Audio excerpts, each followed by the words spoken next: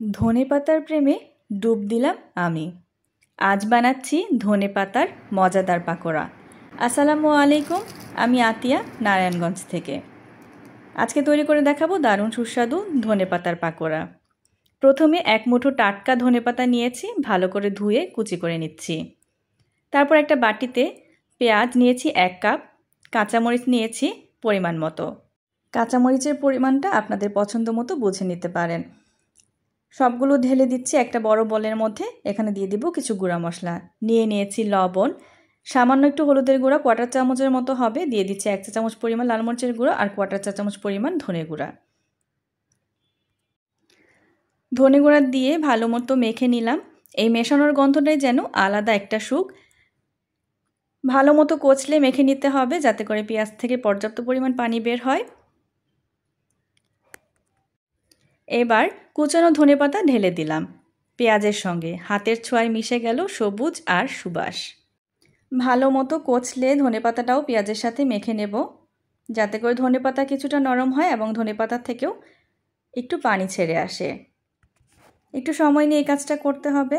ভালো মতো কচলে নিলে ধনেপাতার সুন্দর একটা ফ্লেভার ছড়ানো শুরু করবে। ভালো মতো কচলে নিয়েছি। এই পর্যায়ে বাইন্ডিংয়ের জন্য দিয়ে দিব চালের গুঁড়া। এখানে আমি চালের গুঁড়া ব্যবহার করেছি 3 টেবিল চামচ। চালের গুঁড়া দেওয়াতে পাকোড়াটা অনেক ক্রিস্পি হবে এবং সুন্দর একটা বাইন্ডিংও আসবে। তার সাথে এখানে দিচ্ছি বেসন 3 টেবিল চামচ।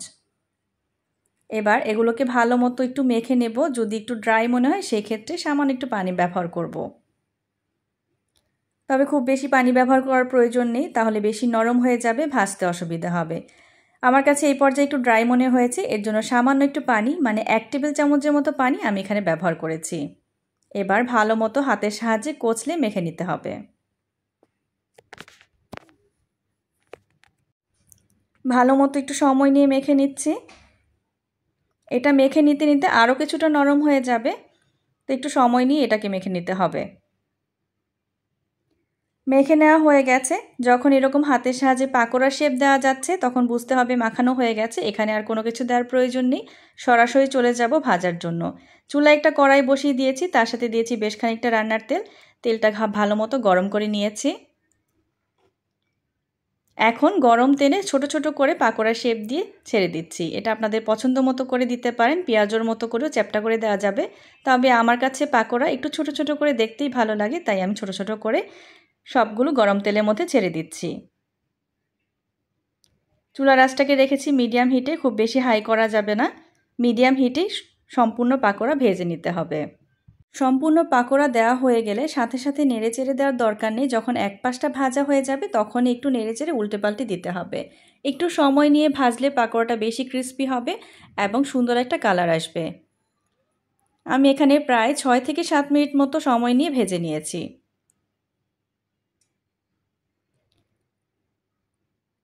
সোনালি রঙের কড়কড়ে ধনেপাতার পাকোড়া কিন্তু তৈরি হয়ে গেছে।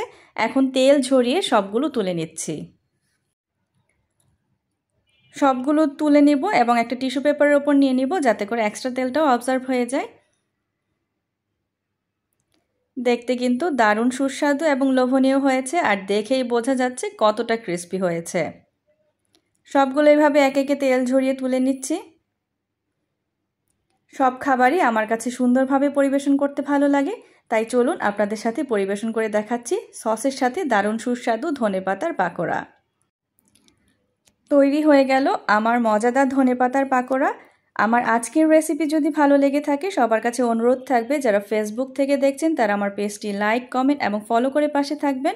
যারা ইউটিউব চ্যানেল থেকে দেখছেন চ্যানেলটি সাবস্ক্রাইব করে অনুপ্রেরণা যোগাবেন। শব্দটা শুনে নিশ্চয়ই বুঝতে পেরেছেন কতটা ক্রিস্পি হয়েছে। রেসিপিটি ভালো লাগলে অবশ্যই আপনাদের মূল্যবান কমেন্টের মাধ্যমে আমাকে জানাতে পারেন। আপনাদের একটি মূল্যবান কমেন্ট আমার কাছে খুবই গুরুত্বপূর্ণ। আজকে এই পর্যন্তই। সবাই ভালো থাকবেন, সুস্থ থাকবেন। আল্লাহ হাফেজ।